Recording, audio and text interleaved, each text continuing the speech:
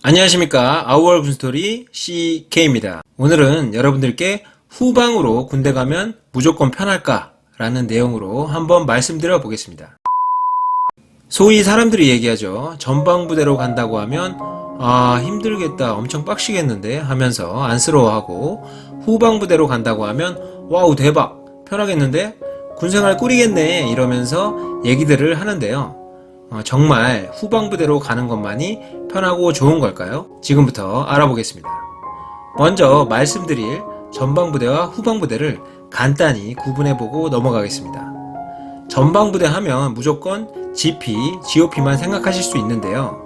제가 말씀드릴 전방에는 DMZ를 맡고 있는 GOP 사단들 뿐만 아니라 동해, 서해, 남해를 맡고 있는 해안 경계부대들, 그리고 산 정상과 같이 높은 고지에서 근무를 하거나 걸어서는 갈 수 없는 섬 같은 오지에 근무하는 겨우지 부대들도 전방부대라고 얘기를 드리겠습니다. 얘기를 드리면서 전방부대의 기준은 대부분 GOP를 기준으로 말씀을 드릴 텐데요. 분명 GOP, 해안부대, 겨우지 부대가 다른 점이 있겠지만 비슷한 부분이 더 많기 때문에 묶어서 말씀드리겠습니다.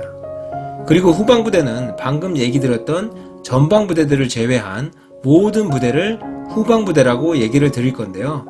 예를 들면 예비군 훈련 및 작전을 맡고 있는 동원사단이나 지역방위사단, 전차나 장갑차를 보유하고 있는 기계화사단들, 또 포병여단, 공병여단, 기감여단 등 보병 아닌 병과의 여단들, 그리고 국방부, 합참, 육해공군, 각군본부, 이런 국방부나 육군의 직할 부대들, 이런 부대들을 후방부대라고 할 겁니다.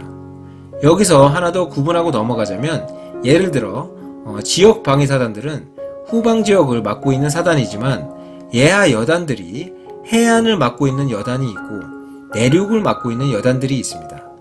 그래서 해안을 맡고 있는 여단은 전방부대의 기준이 대부분 적용될 것이고요. 내륙을 맡고 있는 여단은 후방부대의 기준이 적용된다는 점 참고하시면 되겠습니다.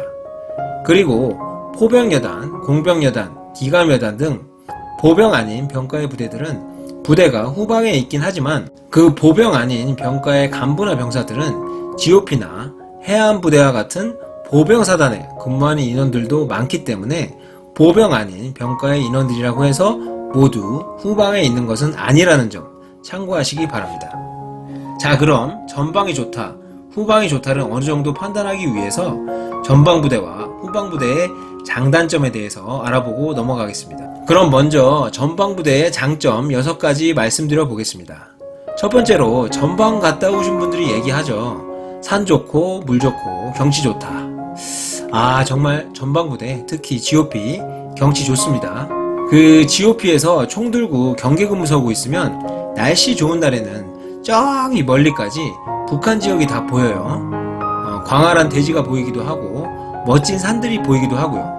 그리고 북한 주민들이 경작하는 모습들, 북한 군인들이 초소에서 근무하는 모습들, 또 계절별로 봄, 여름, 가을에 보면 알록달록 산들도 보이고, 또 DMZ는 사람들의 손을 타질 않은 아주 청정한 지역이잖아요. 그러니까 거기에 형형색색의 나무나 풀들도 있고 어떤 곳은 아마존 정글 같아 보이기도 하고요. 그리고 겨울에는 겨울대로 눈 내리면 쫙 또 눈 내린 모습들 엄청 이쁘죠.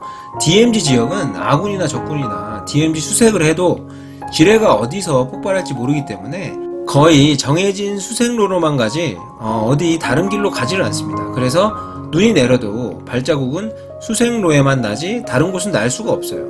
그러니까 멀리서 바라보면 엄청 설경이겠죠.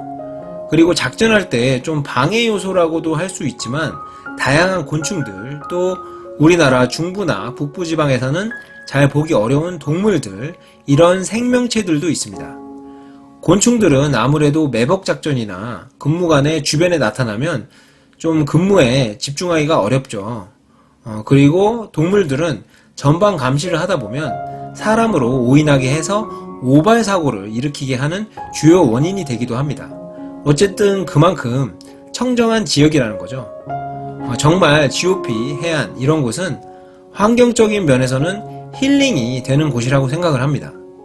이게 신분이 민간인이 아니고 군인이라는 상태에서 느낀다는 약간의 안타까움이 있을 뿐이지 어쨌든 마음의 정화가 되는 곳임은 틀림이 없는 것 같습니다.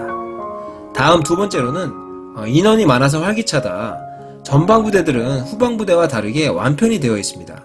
후방부대도 완편이 되어 있는 부대가 일부 있지만 대부분 간편이 되어 있죠. 완편에 대해서 잠깐 설명하고 넘어가면 완편은 전쟁 시에 필요한 장비나 인원들을 평상시에도 100% 가까이 가지고 있는 겁니다. 예를 들어 보병 1개 중대가 전쟁 시에 갖춰야 될 인원이 약 150명 정도 됩니다. 그러면 전방부대들은 평상시에도 인원이 거의 그 정도 있는 거예요. 그래서 만약 북한이 전쟁을 일으키면 전면전이 일어나기는 어려울 것 같긴 하지만 일으키면 바로 대응할 수 있도록 그렇게 전쟁에 대비한 인원 편성을 해 놓은 거죠. 이와는 다르게 후방부대들은 평상시에 1개 중대 인원이 예를 들어 동원사단은 10명에서 20명, 지역방위사단은 40에서 50명 정도밖에 없습니다. 전쟁 시에는 예비군들이 동원될 것이다 보니까 전방부대와 인원은 똑같아지고요.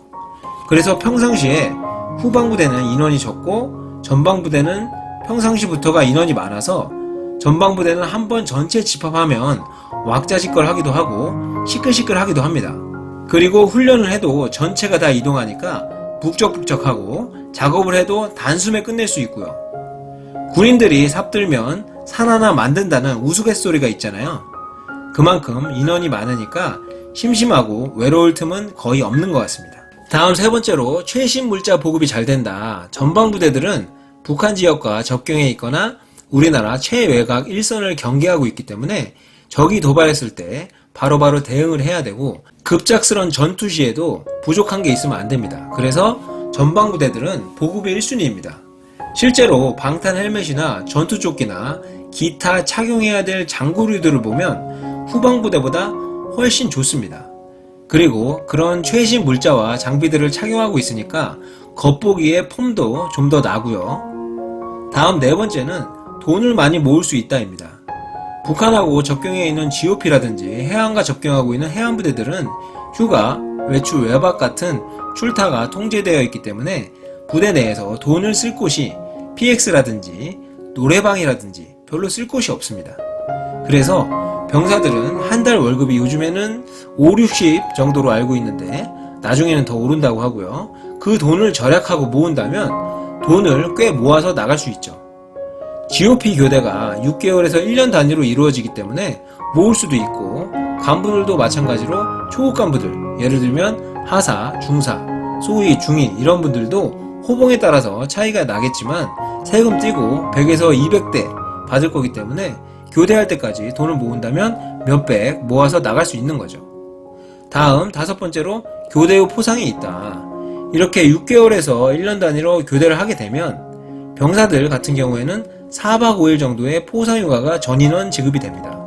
위험지역에서 장기간 고생을 했다고 보상을 해주는 거죠. 다음 여섯 번째로 위문품이 잘 나온다. 명절이야 전방후방 할 것 없이 위문품이 잘 나오겠지만 전방부대들은 명절이 아닌 경우에도 주변 민간기관이나 상급부대에서 더 고생한다고 먹을 것 위주의 위문품이 더 잘 나옵니다. 이렇게 전방부대의 장점 6가지 알아보았고요. 다음은 단점 5가지 말씀드려 보겠습니다.